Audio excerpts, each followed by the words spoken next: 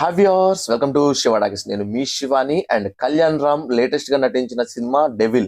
ఈ సినిమా రివ్యూ గురించి మాట్లాడుకునే ముందు ఇంకా మన శివడాకిస్ ఛానల్ సబ్స్క్రైబ్ చేసుకోకపోతే ప్లీజ్ మన శివడాకిస్ ఛానల్ అయితే సబ్స్క్రైబ్ చేసుకోండి.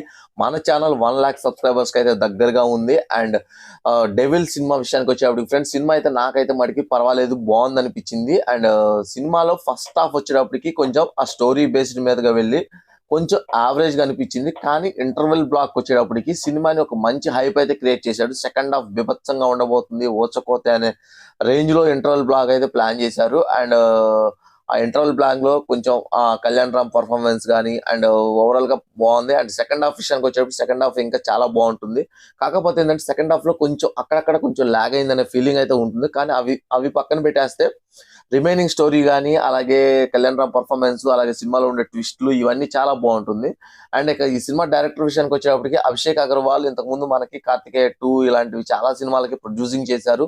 ఆయన ఫస్ట్ టైం ఈ సినిమాని డైరెక్ట్ చేయడం అయితే జరిగింది. ఈ సినిమాని ఫస్ట్ వేరే డైరెక్టర్ అనుకున్నారు, కానీ కొన్ని అనుకోని కారణాల వల్ల మధ్యలో అభిషేక్ అగర్వాల్ గారు డైరెక్ట్ చేయడం జరిగింది. ఈయన ప్రొడ్యూసర్ కదా, ఎలా డైరెక్ట్ చేసి ఉంటాడు, అంతేం ఉండదులే అనుకున్నాను నేను.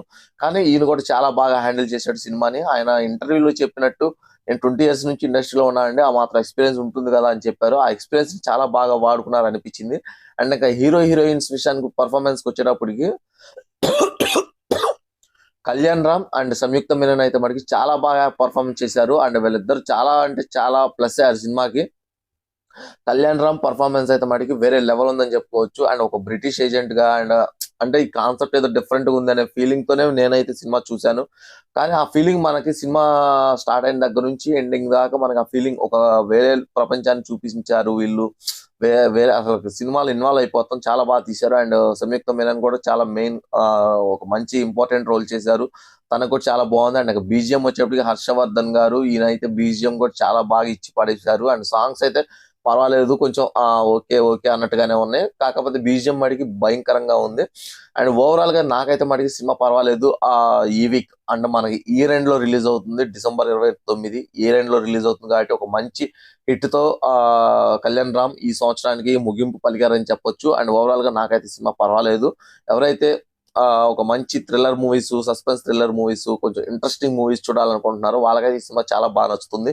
కళ్యాణ్ రామ్ ఫ్యాన్స్ కి అయితే ఇంకా బాగా నచ్చుతుంది. బింబిసారా సినిమా చూసి ఎవరైతే కళ్యాణ్ రామ్ ఇష్టపడ్డారో ఈ సినిమా చూస్తే ఖచ్చితంగా కళ్యాణ్ రామ్ మీద ఉన్న ఇష్టం ఇంకా పెరుగుతుందని చెప్పొచ్చు. ఓవరాల్ గా నాకైతే సినిమా నచ్చింది. అండ్ ఈ సినిమాకి మన శివాటాకి ఛానల్ నుంచి నేనైతే మడికి 2.75 ఇస్తున్నాను. కొంచెం సెకండ్ హాఫ్ లాగ్ అనిపించింది. అండ్ ఓవరాల్ గా అయితే మడికి సినిమా